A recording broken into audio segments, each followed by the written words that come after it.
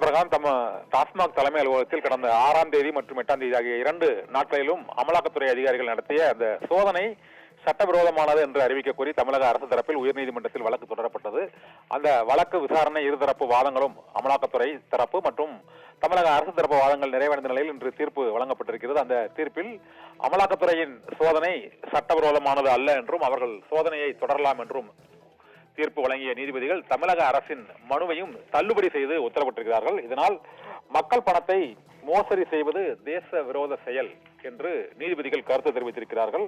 அமலாக்கத்துறையின் விசாரணைக்கு தடை விதிக்க முடியாது என்றும் டாஸ்மாக் சோதனையில் ஊழியர்களை நள்ளிரவு வரை அங்கு காத்திருக்க வைத்து விசாரணை நடத்தியதால் அந்த ஊழியர்கள் பெண் ஊழியர்கள் பாதிக்கப்பட்டனர் என்றும் அதற்கான உரிய ஆவணங்கள் இல்லாத சூழ்நிலையில் இந்த சோதனை அரசியல் காழ்ப்புணர்ச்சியோடு நடத்தப்பட்டது என்று தமிழக அரசு தரப்பில் இந்த மனுவில் தெரிவிக்கப்பட்டு அதை சட்டவிரோதம் என அறிவிக்க கோரியது. ஆனால் அவ்வாறு அறிவிக்க இயலாது என்றும் அமலாக்கத்துறை விசாரணை நடத்தியது சரியானதுதான் என்றும் டாஸ்மாக் தொடர்புடைய இடங்களில் சட்டவிரோத பண பரிமாற்றம் நடைபெற்றுள்ளதாக பதிவு செய்யப்பட்டுள்ள அந்த வழக்கு விசாரணையை தொடர்ந்து அமலாக்கத்துறை நடத்தலாம் என்றும் உயர்நீதிமன்ற நீதிபதிகள் இன்று அளித்த அந்த தீர்ப்பில் தெரிவித்திருக்கிறார்கள்.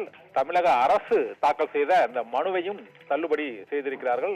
சோதனையின் போது டாஸ்மாக் ஊழியர்களை அமலாக்கத்துறை அதிகாரிகள் கொடுமைப்படுத்தியதாக கூறுவது மற்றும் அவர்களை காத்திருக்க வைத்து அவர்களை சோதனை என்ற பெயரில் பல மணி நேரம் அந்த ஊழியர்களுக்கும் முறைகேடுக்கு தொடர்பில்லாத அதிகாரிகளையும் அங்கு அவர்களுக்கு கொடுமையில் ஈடுபடுத்தியதாக கூறியதை ஏற்றுக்கொள்ள இயலாது என்றும் உரிய ஆவணங்களை வைத்தே இந்த விசாரணையை நடத்துவதற்கு முடிவு செய்யப்பட்டுள்ளது என்றும் நீதிபதிகள் அளித்துள்ள இந்த தீர்ப்பில் தெரிவிக்கப்பட்டுள்ளது. மேலும் அமலாக்கத்துறை சோதனை அரசியல் உள்நோக்கம் கொண்டதா என்று விசாரிக்க இயலாது என்றும் நீதிபதிகள் சுப்பிரமணியம், ராஜசேகர் ஆகியோர் அடங்கிய அமர்வு அளித்த அந்த தீர்ப்பில் தெரிவிக்கப்பட்டிருக்கிறது.